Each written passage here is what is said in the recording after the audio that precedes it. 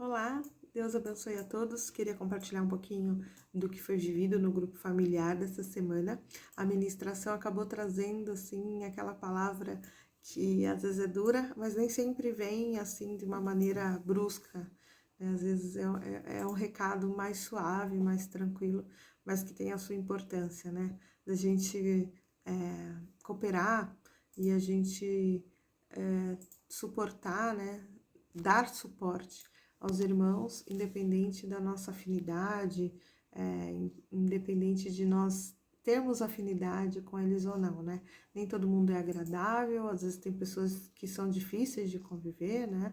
Tem muitas questões, e não importa o motivo, né? Deus não nos chamou para a gente ficar tendo preferência. Então, dentro ali da obra de Deus, dentro do nosso papel na igreja, né? Eu entendo que a gente tem que passar por cima dessa vontade nossa própria de ter pessoas agradáveis ao lado e fazer o que Deus quer, né? Não o que a gente quer. Então, esse papel é difícil, né? Nem sempre a gente está na luz, assim, na graça para poder fazer, mas é isso que a gente tem que buscar, né? Essa é a vontade de Deus e cabe a nós obedecer.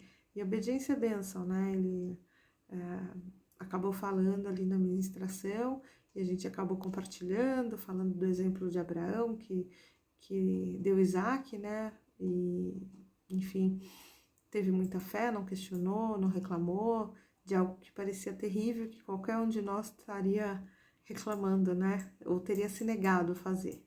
Então, Deus está olhando para tudo isso, que a gente tenha essa visão e que a gente consiga obedecer Deus, né? Sobretudo, dentro do que Ele quer e não daquilo que nos parece agradável. Com certeza, Deus tem um destino melhor do que aquele que a gente imagina, então que a gente tenha fé para seguir, né? Às vezes a gente não vê a bênção dentro de um sacrifício, né? Mas às vezes tem um período muito curto, muito mais do que nós imaginamos, e a gente perde muito tempo ainda murmurando, perde muita energia reclamando, né? Que deveria ser empenhada na execução ali do que Deus quer, né? Então, eu senti que eu precisava dessa iluminação. Acho que tem muito a ver com o momento que eu vivo e acabei orando por todos ali no final do grupo, né? Colocando na minha oração pessoas que às vezes exatamente isso acontece, né? Que não tem essa afinidade, mas que precisam de oração, que eu sinto de orar. Então, que a gente realmente faça isso em nome de Jesus. Porque por nós a gente não faz nada, né? Por nós a gente acho que nem, nem ora, né? Mas, enfim, que Jesus nos mova, né, a isso. Que Ele cresça e nós diminuamos. Amém. Queria ler mais um versículo, está no livro de Atos dos Apóstolos, 18, capítulo.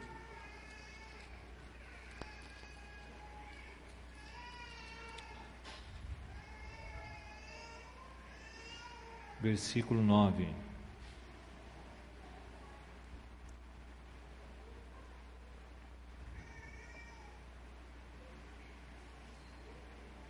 Teve Paulo durante a noite uma visão em que o Senhor lhe disse: não temas, pelo contrário, fala e não te cales, porquanto eu estou contigo, e ninguém ousará fazer-te mal, pois tenho muito povo nessa cidade. Amém.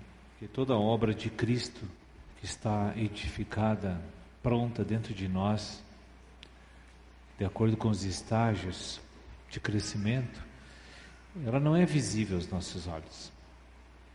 E também não é percebida muitas vezes nos nossos sentidos naturais.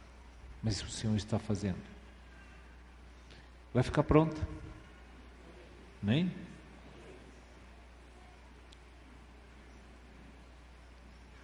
É que nem uma pessoa que está com um problema de enfermidade, o médico abre para fazer uma cirurgia às vezes, pessoa não enxerga nada lá dentro, mas o médico está trabalhando. Depois ele fecha, a pessoa também não viu nada que ele fez, mas a pessoa vai ser restaurada, vai ficar boa em breve. Foi corrigido o problema. Eu que já fiz cirurgia, foi assim. Eu não fiquei sabendo de nada que aconteceu, não vi nada, mas fiquei bom. Não tem mais aquele problema. Amém? A cirurgia que o Espírito está fazendo na vida de cada um é assim. Então não podemos nunca desanimar. Que nem diz o apóstolo Paulo, dirigido pelo Espírito, mesmo que o nosso homem exterior se corrompa de dia em dia, né? Todos os dias vai se corromper, vai aparecer o pecado. Mas o nosso homem interior também se renova de dia em dia. E são obra do Espírito.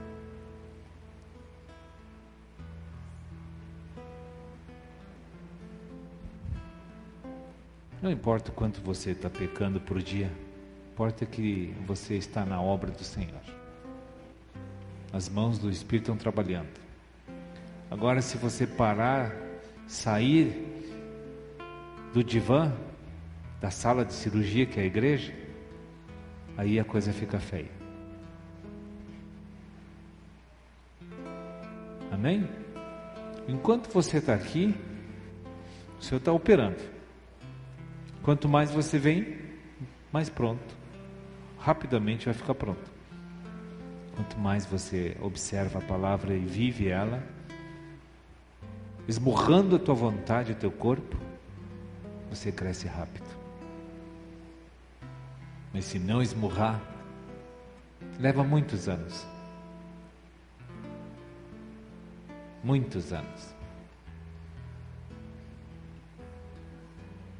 Por isso que só os corajosos, os violentos, contra si mesmo, se apoderam do reino de Deus. Aqueles que não têm amor próprio,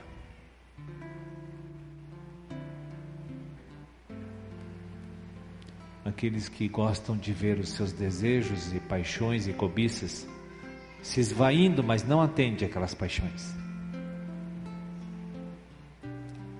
Né? Vê suas vontades sem ser atendidas, esse vai crescer.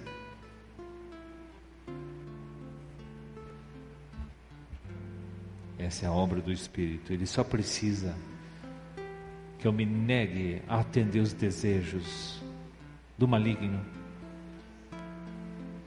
Às vezes o maligno quer xingar uma pessoa através de mim, eu não deixo. Às vezes ele quer. Às vezes ele quer até agredir uma pessoa através de mim, mas eu não deixo. Toda a autoridade está no nome de Jesus. Se eu faço é porque eu quero. Amém? Eu posso gemer, mas não faço. Não é assim? Se tu faz isso, Deus te honra e te dá a experiência de ser controlado pelo Espírito. Então não é difícil a vida cristã. É nós que não queremos entrar no plano do Senhor. Nós queremos ainda fazer a nossa vontade. Estabelecer os meus interesses, meus desejos. No momento que você abandonar isso, termina. Satanás está derrotado na tua vida. Tá? E eu quero dizer para os irmãos que a simples troca de um ano para outro, por si só não muda nada na nossa vida. Quem transforma é Jesus. Eu só vejo as pessoas dizendo uns para os outros: esse ano vai ser cheio de vitória. Sim, se Deus controlar a tua vida. Oi, bom dia, irmãos. Eu tô lendo o livro Seja Próspero e para mim ficou que a viúva, da parábola da viúva pobre, que havia ofertado somente 2 moedas, deu todo o seu sustento e teve plena fé de que nada iria lhe faltar. Mas os que tinham ofertado grandes quantias estavam ofertando os que lhes sobrava. E Jesus disse que a viúva deu muito mais do que os ricos, porque ela deu tudo o que ela tinha. Também fala mais pra frente que Jesus se senta perto do gasofilácio porque é ali onde ele consegue ver o coração de cada cristão e se realmente amam a Deus, estando ele interessado no nosso coração e não no nosso dinheiro. Do capítulo 2 ficou para mim, se a gente der a Deus a parte dele, ele vai nos retribuir com abundância. Mas essa não é a realidade de muitos de nós na igreja, porque a maioria ama o dinheiro. E ele está como Senhor e não como servo, mas ele deveria estar como servo. E isso acaba nos desviando da fé. Quando devolvemos o dízimo, não significa que estamos dando 10%, mas recebendo 90%. E do capítulo 3 ficou para mim que, como foi Deus que criou tudo, Ele é o nosso dono, e se o obedecermos, nós vamos ser prósperos e bem-sucedidos. Como foi dito em Josué 1:8. A área financeira é o que mais afeta o homem, pois nos distancia da fé. E para sermos abençoados financeiramente, precisamos cumprir a direção de Deus. Bom dia, irmãos.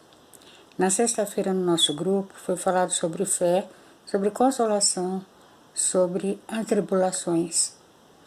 Eu tinha, na época, 1 ano e 9 meses, e a gente estava em Franca, que é a cidade do meu pai, a família do meu pai. E, em determinado momento, minha mãe foi me trocar, e ela viu que em volta do meu umbigo estava roxo. Ela me levou imediatamente no médico, quando ele diagnosticou uma infecção intestinal. É uma invaginação intestinal, o intestino fino entra dentro do grosso e apodrece. E na época foi tirado 20 centímetros do meu intestino. E eu só tinha 1 ano e 9 meses. Depois da cirurgia, o pediatra, ele a todo momento ele passava no quarto e perguntava para a freira: a menininha já morreu? Tanto era a esperança que eu vivesse. E ele tinha me dado 3 dias e 3 noites para que meu intestino voltasse a funcionar.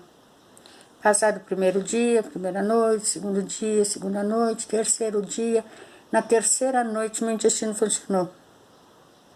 Minha avó contava, porque já faleceu, que meu pai não saiu do meu lado. E minha mãe no quarto também. Mas que meu pai não comia e não dormia. Ele só ficava do meu lado. Eu não sei o que ele pensava, mas eu acredito que ele orava. E ele tinha fé que eu fosse ficar boa. E no terceiro dia meu intestino funcionou. Então foi assim, foi um sopro de vida que Deus me deu, porque eu estava desenganada. E eu tive alta na véspera de Natal, que foi uma festa que a minha família já deu. A segunda vez foi no parto da minha segunda filha. Eu tive uma hemorragia muito forte, perdi muito sangue e tive que ser operada na mesa de parto e onde retiraram o meu útero, que era para parar a hemorragia. Dali eu fui levada para a UTI. Eu ainda corria risco de vida, porque o médico falou que uma atonia uterina é fatal. E eu sobrevivi. Na UTI, eu não sabia do risco que eu corria, mas eu sabia que eu não ia morrer. Isso eu chamo de fé. Fui pro quarto. No dia seguinte, fiquei um dia na UTI. No dia seguinte voltei pro quarto já, estabelecida, a saúde e tal. E o médico falou que eu não ia amamentar por causa da cirurgia, muito antibiótico. Tá, ele saiu do quarto e eu falei pro meu marido: quero ver quem é que não vai amamentar. A minha filha mamou até 6 meses só leite materno, que era essencial para a vida dela. E isso também eu chamo de fé. que ninguém pode falar que é impossível se você não tentar. E eu forcei e ela cresceu saudável. Hoje ela é uma moça saudável, tem uma filha linda de 15 anos. E eu estou aqui, dando esse depoimento, né? Então Deus soprou a vida em mim 2 vezes. E eu sou grata a Ele, né? Porque hoje eu estou aqui, estou viva, com saúde e graças a Deus. Amém.